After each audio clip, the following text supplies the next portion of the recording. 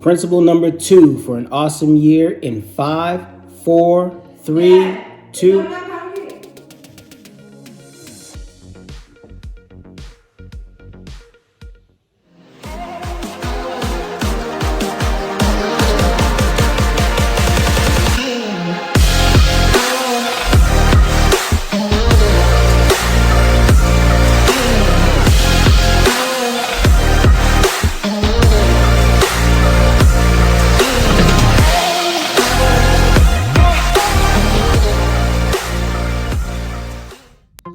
Richard here, and welcome back to the New Wineskin Project, where discipleship is done digitally. In today's video, we're going to go over principle number 2 of having an awesome year. Before I do, I want to say thank you to all those who subscribed, liked, and shared on my first video. And if you're new to this channel, go ahead and hit that subscribe button so you can be a part of an awesome family. Ready for principle number 2? Let's get it. So anytime we finally make the decision to step out in faith and do the work that God has called us to do, or to move forward in a goal that we have, there's always that one thing that causes us to lose traction: being tested. One of the most jaw-dropping testimonies in the Bible is Abraham's test to sacrifice his only son. See, in Genesis 17, God said to Abraham that he was going to be the father of many nations, that a new nation of believers was going to begin with him. But by Genesis 22, God said to Abraham to take his son to a mountain in Moriah and to offer him up as a sacrifice. Now, I'm sure Abraham was a bit hesitant because his son was what he prayed for. His son was what he was promised. His son was what he always wanted. What is the one thing that you prayed for? What is the one thing that you believe you was promised? What is that one thing that you have always wanted? See, today's principle number 2 is going to come from Proverbs 17:3, and the Bible says, "The refining pot is for the silver, and the furnace for gold, but the Lord tests the heart."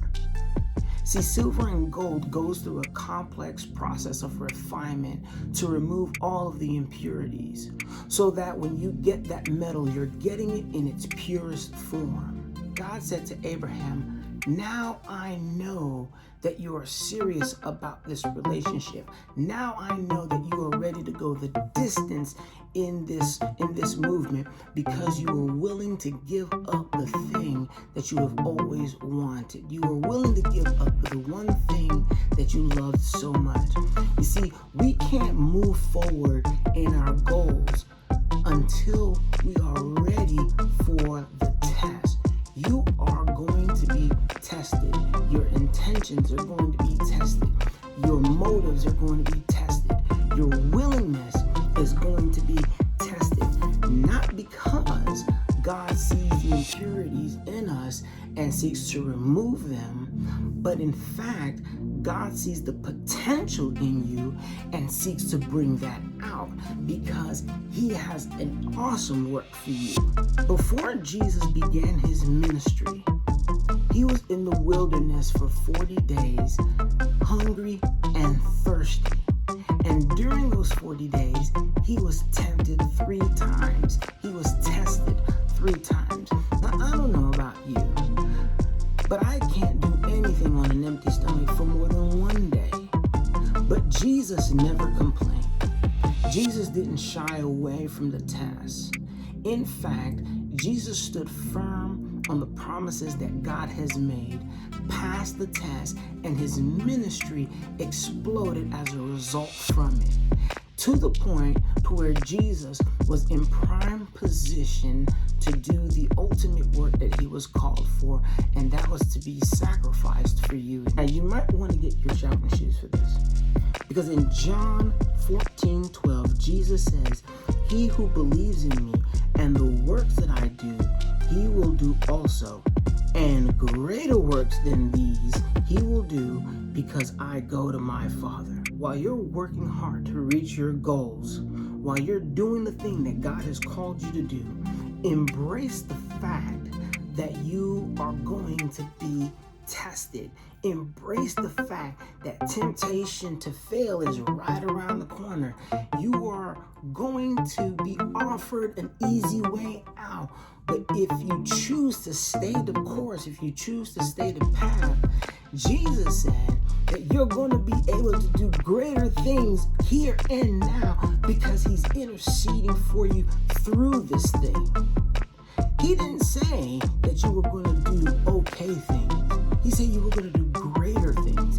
He didn't say you were going to do mediocre things. He said you were going to do greater things. Jesus didn't even say you were going to do great things.